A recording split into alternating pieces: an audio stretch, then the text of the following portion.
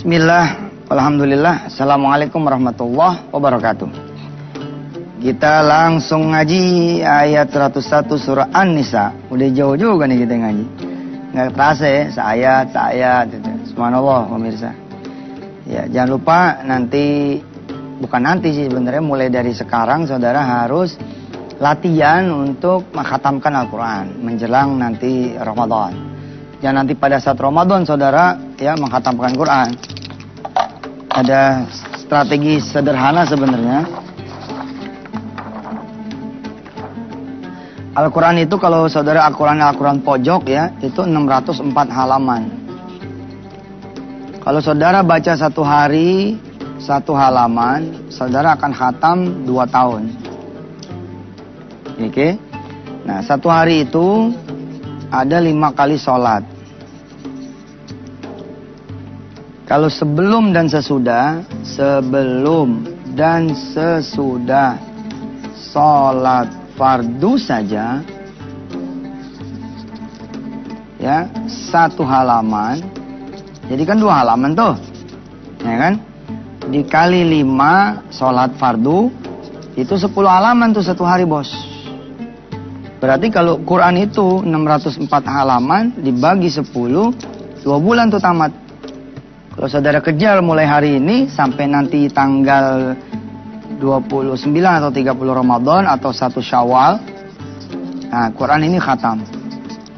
Kalau kemudian saudara ya sebelum dan sesudah sholat fardu 2 halaman masing-masing ya, berarti di sini 4 halaman sekali sholat.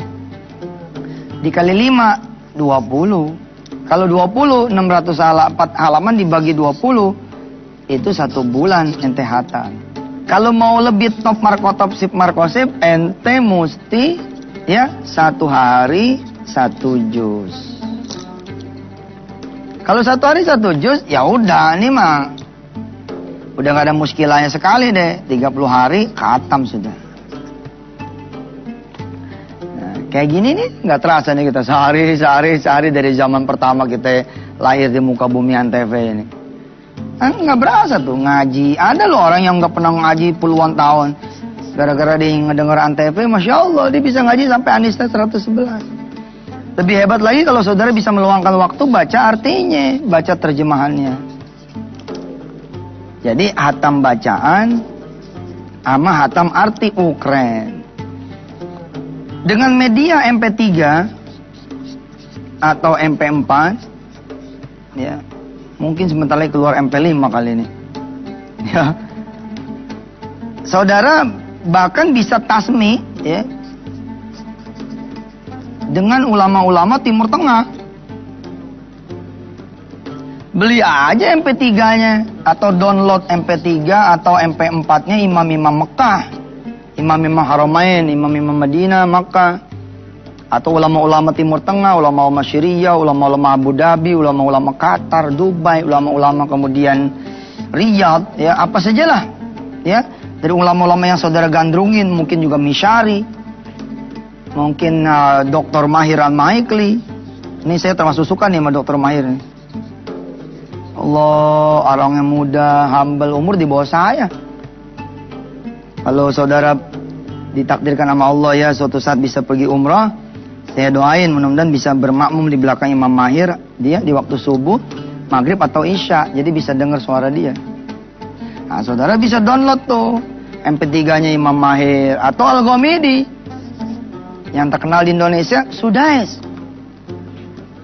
Ar-Rahman 'allamal Qur'ana khalaqal insana 'allamahul bayan. Ente bisa khatam loh dengan cara mendengar. Ya. Ada tuh Imam Al-Ghamidi yang bacaannya per makro. Jadi dia per 1,5 halaman itu. Saudara kalau sambil dengerin beliau ngaji gitu ya di motor, di mobil, di busway, di kereta gitu. Dengerin 1 makro selesai. Masya Allah. Tilka rusulu faddalna ba'dahum ala ba'd. Ini juz 3 nih. Saudara nggak bisa ngaji nih, tapi kan dengerin gitu. Bukan sesuatu juga yang saudara nggak boleh. Saudara nggak bisa ngaji nih, nggak boleh nih denger Quran. Enggak, dengerin aja Quran sambil dengerin MP3-nya. Ya, CD-CD ini yang dibeli, yang di-download, masukin deh ke handphone, ke iPad, ke BB gitu. Sambil di busway dengerin sini. Tilka rusulu faddalna ba'dahum ala ba'd. Minhum man kallama Allah wa rafa'a ba'dahum darajat. Wa atayna Isa ibn Maryam al-bayyinati wa ayyadnahu bi ruhil qudus. ولو شاء الله ما اقتتل الذين من بعدهم من بعد ما جاءتهم البينات ولكن اختلفوا. Wah, subhanallah, ente bisa tuh baca nih. Dengerin dengan konsep seperti ini. Maka insya Allah sebelum Ramadan saja itu sudah bisa menghatamkan 1 kali. Sebelum berakhir segmen ini, apabila saudara benar-benar belum pernah menghatamkan sama sekali ya, berdoalah kepada Allah agar saudara diberi kesempatan untuk menghatamkan Al-Quran walau sekali seumur hidup. Jangan sampai gitu ketika kita meninggal dunia, kita nggak pernah ada catatan pernah menghatamkan Quran walau cuma 1 kali. Ya, pemirsa, doain saya juga pengen nih bikin rekaman Al-Quran 30 juz ya. Dulu sudah pernah bikin atas izin Allah, tapi alhamdulillah ternyata bacaannya berantakan. Nggak jadi deh kita keluarin. Malu. Saya belajar dulu dah. Ya, tapi ini alhamdulillah ya, belajar dikit-dikit, belajar cara alif, ape, bagaimana, nun, to, do, ho, ya. Mudah-mudahan derajat kita kesalahannya khofi begitu. Bukan kesalahan yang fatal gitu, insya Allah. Kalau dulu kesalahan saya fatal. Waladhdallin tuh dibacanya juga pada waladhdha, jadi kayak Allah. Ya, alhamdulillah. Doain deh ya, biar 30 juznya bisa dikelarin. Pengennya sih sebelum puasa nih. Jadi sebelum puasa udah saya taruh semua di web. Ya, mudah-mudahan bisa di-download lah saudara semua. Amin. Paling enggak ya juz-juz 30. Kok juz 30 sudah beres dah tuh. Udah tinggal di-download. Insya Allah mudah-mudahan ya. Kita bikin gagasan pesantren yang saya sebut dengan www.pesantrensetanahair.com. Jadi dengan media website ya. Ini belum on nih pemirsa, belum on ya. Tunggu tanggal mainnya.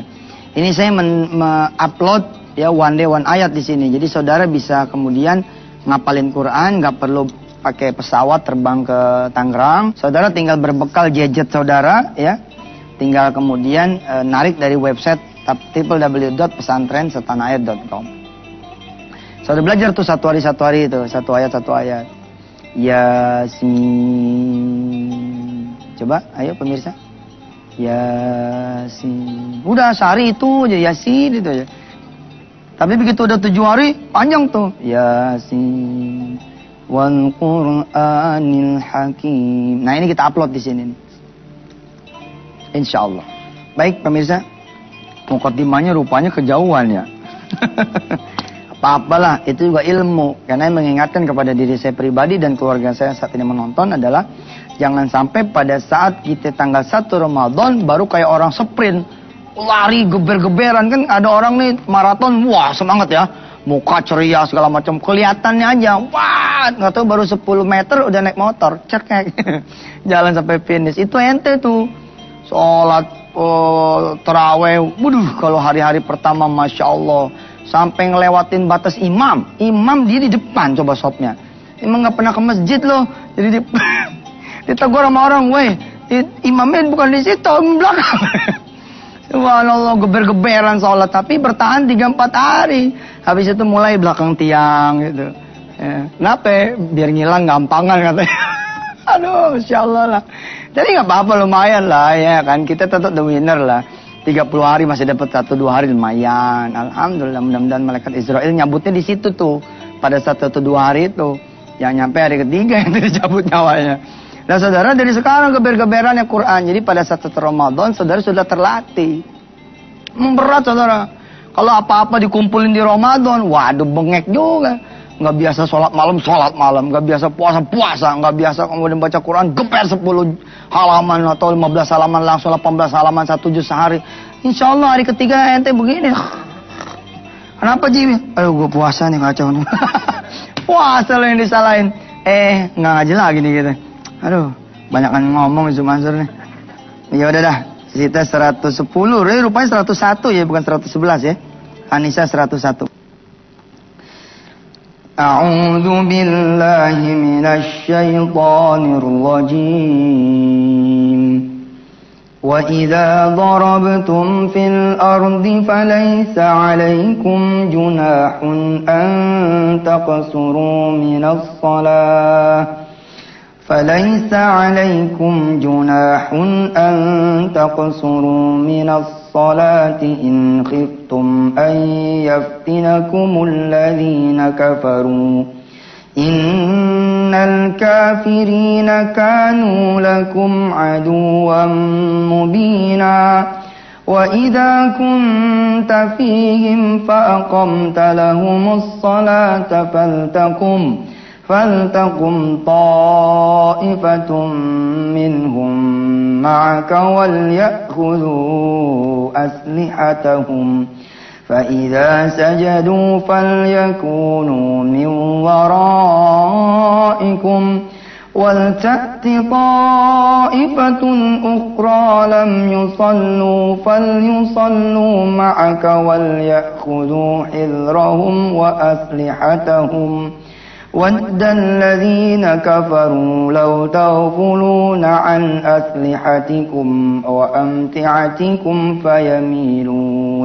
وَأَمْتِعَتِكُمْ فَيَمِيلُونَ عَلَيْكُمْ مَيْلَةً وَاحِدَةً وَلَا جُنَاحَ عَلَيْكُمْ إِنْ كَانَ بِكُمْ أَذًى مِّن مَّطَرٍ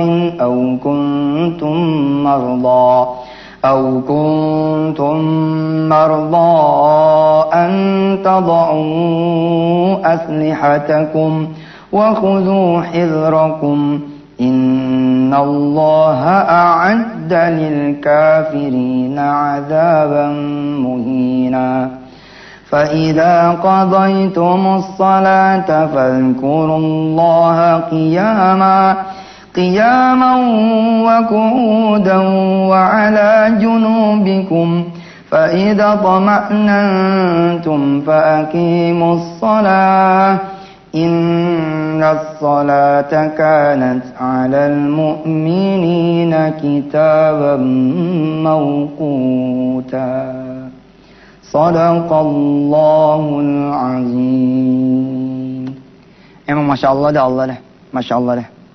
Kita lagi bahas tentang sholat, ayatnya tentang sholat. Emang gak boleh ninggalin sholat, bahkan ketika perang ada sholat khauf. Tata caranya ada di sini semua, subhanallah. Silakan. Jaminan itu akan selalu ada dari Allah selama Anda semua memperhatikan hak-haknya Allah. Iyyaka na'budu wa iyyaka nasta'in. Salah satu kemudian syarat terpenting buat saudara semua dijamin oleh Allah adalah salat. Kita ini ya nggak ada utang, malas salat. Ada utang apa lagi? Kenapa lu nggak salat? Gue puyeng, kalau gue puyeng. Bagaimana gue mikirin Allah? Mikirin gue juga susah. Itu dia. Kan? Aduh, mudah-mudahan kita ini terlatih gitu loh. Ya senangnya kita salat, susahnya kita ya apa lagi? Susahnya kita salat, senangnya apa lagi? Nggak ada alasan gitu. Kita kalau lagi rapat tuh ya pengen buang angin, kita bisa diam-diam tuh. Diam gitu. Terus satu ruangan rapat ke bawah kita pura-pura. Siapa nih ya? Wah siapa palu, siapa lu buang angin. Giliran sholat aja Masya Allah. Kita nggak berani tuh. Kita kalau lagi sakit perut ditahan-tahan gitu. Kita pamit kan.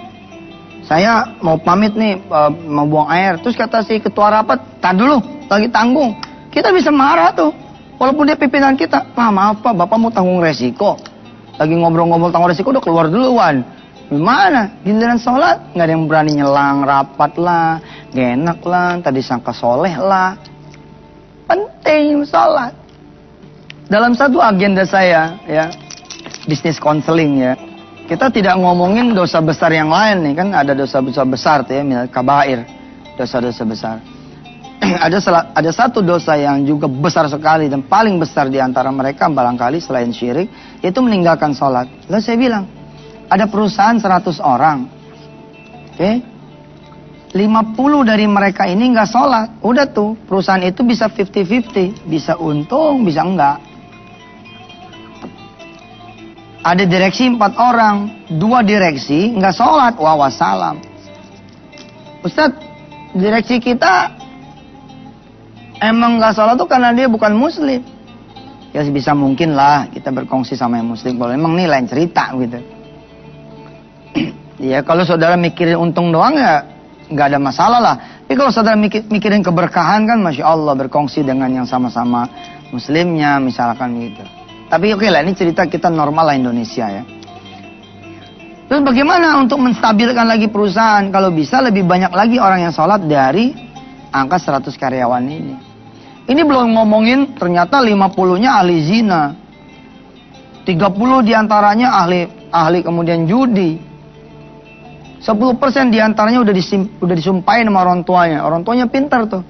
Dia nggak lagi nyumpahin 7 turunan, 9 turunan gue sumpahin lo. Susah. Wah, dia turunan ke-9 lagi nih kerja di sini. Berapa itu sana? Nggak boleh tuh. Jadi ketika kemudian perusahaan itu kelihatan ya yin yang-nya ini nggak seimbang kan. Energi positif negatifnya nggak seimbang, lalu terjadilah neraca pembukuan yang jelek sekali. Hal yang harus kemudian diteliti nomor 1 adalah sholat. Pertanyaannya mesti begini. Coba karyawan-karyawan ngumpul semua. Ini kenapa nih omset kita 3 bulan berturut-turut nih pada jatuh begini? Ada apa ya? Coba yang di sana sholatnya bagaimana? Tadi subuh di mana sholatnya? Amblos, Pak. Ambil apaan? Bablas, Pak. Oke. Yang sebelahnya? Sama, Pak. Sebelahnya? Sholat itu apaan ya? Ya elah, dia kenal sholat itu apaan. Jangan salah pemirsa, saya pernah nanya begitu loh. Dalam satu kesempatan saya nanya sama orang, Pak, gimana sholat duha Bapak? Ya kan emang gak semua orang ngerti toh. Dia nanya, duha apaan Pak Ustadz? Masya Allah. Jangan kita bicara yang sunnah. Kita bicara yang wajib aja keteteran. Bagaimana ceritanya Allah menjamin keluarga kita. Kita ayah nih. Ya, kita punya istri, kita punya anak keturunan. Nih, Rasulullah ya menjelang wafatnya mengatakan ini, alaikum bissalah wa ma malakat aimanikum. Ponakan aja kalau tinggal di kita itu ponakan kita jadi tanggungan kita. Pembantu kita juga tanggungan kita, khadimat kita, sopir tanggungan kita. Ketika saudara menjadi direktur, maka karyawan saudara juga menjadi kewajiban saudara. Nih lihat umat ini, umatku.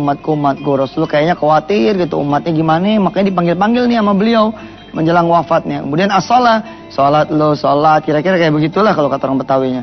Kemudian yang ketiga, kewajiban atasmu sholat, kewajiban. Yang keempat baru alaikum bissalah wa malaikat aimanikum. Kewajiban atas sholatnya orang-orang yang ada di pundakmu. Kepala sekolah, kepala sekolah berat tuh. Jadi kepsek. Muridnya 900. Jangan kata nggak bakal ditanya tentang sholatnya para siswa ini, ditanya.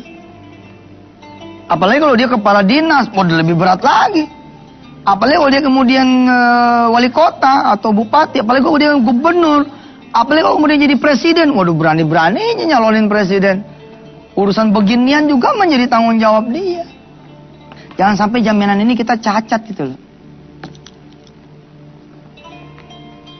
فَخَلَفَ مِنْ بَعْدِهِمْ أَضَاعُوا الصَّلَاةَ وَاتَّبَعُوا الشَّهَوَاتِ فَسَوْفَ يَلْقَوْنَ غَيًّا. Jangan sampai kemudian dihancurin sama Allah. Sebab jaminan kita nggak ada, sertifikat jaminan kita hilang. Baik saudara, benar-benar perhatikan tuh soal sholat ya. Cobalah jadi orang yang rindu gitu sama duha. Kapan sih ini matahari terbit? Pengen sholat aja nih duha. Habis duha kangen sama zuhur, habis zuhur kangen sama asar. Jangan sampai ente ngomong, aduh udah asar lagi aja nih. Jangan begitulah ngomong gitu. Ini hari-hari berat nih Ji. Kenapa berat? Ini hari Jumat, ada sholat Jumat. Masya Allah lah, gue kalau sholat Jumat puyeng. Gimana orang harusnya senang ketemu sholat. Rasulullah punya sahabat itu kalau pusing sholat. Iya. Ju'ilat qurratu aini fi shalah. Masya Allah. Baik pemirsa. Dan kemana-mana besok ya. Pagi-pagi setelah lagi Antv. Kita ngaji bareng lagi. Alhamdulillah Rabbil Alamin. Wassalamualaikum warahmatullahi wabarakatuh.